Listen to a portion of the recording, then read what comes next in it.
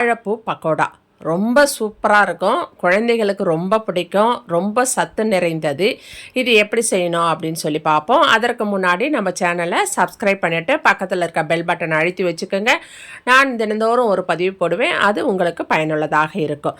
சரி வாங்க இப்போ எப்படி செய்யணும்னு பார்க்கலாம். முதல்ல நான் ஒரு வாழைப்பூ எடுத்திருக்கேன். அதில் கொஞ்சம் எடுத்து நல்லா உதிரியாக, அதாவது நல்லா ஒட்டின்னு இருக்கும், அது எல்லாத்தையும் தனித்தனியாக பிச்சு எடுத்துட்டு அதை அதில் அந்த காம்பு மாதிரி இருக்கும், அது மேலே இருக்கிறதெல்லாம் நல்லா ஆஞ்சி சுத்தப்படுத்தி எடுத்து வச்சுருக்கேன்.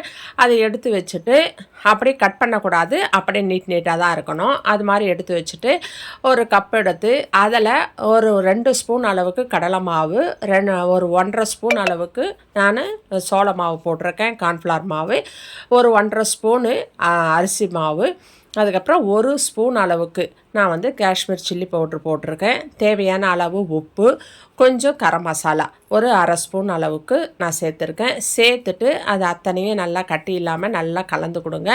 நல்லா கலந்துட்டு அதுக்கு தேவையான அளவு தண்ணி, ரொம்ப தண்ணி விட்டாதீங்க, கொஞ்சம் திக்காக இருக்கணும். அந்த மாதிரி அதை நல்லா கலந்து கொடுங்க. நல்லா கலந்துட்டு அது கூட நம்ம இந்த வாழைப்பூவை அப்படியே சேர்த்துக்கோங்க.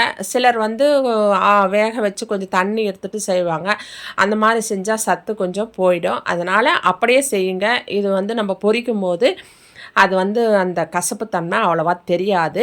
அதனால் நீங்கள் அப்படியே அந்த வாழைப்பூ சேர்த்துக்கோங்க. சேர்த்து அதை நல்லா கலந்து கொடுங்க. கலந்து ஒரு 2 நிமிஷம் அப்படியே அந்த காரத்தில் ஊறுனா போதும். அதுக்கப்புறமா நீங்கள் எண்ணெயை வச்சு நல்லா சூடு பண்ணிவிட்டு, எண்ணெய் நல்லா திட்டமான சூடு இருக்கும் பொழுது ஒன்று போட்டு பாருங்கள், அது நல்லா பொரியுதான்னு. அது பொரிய ஆரம்பித்தோடனே எண்ணெய் காஞ்சிடுச்சுன்னு நினச்சி நீங்கள் அதுக்கப்புறம் மீதி இருக்கிறதெல்லாம் எடுத்து உதிரியாக போட்டுக்கோங்க. உதிரியாக போடும் பொழுது அது தனியாக பகோடா மாதிரி அழகாக சூப்பராக வரும். நல்லா அதை கலந்து கொடுங்க. ஒரு வாட்டிக்கு 2 வாட்டி திருப்பி போடுங்க. திருப்பி போட்டு அது நல்லா செவந்து வரும்.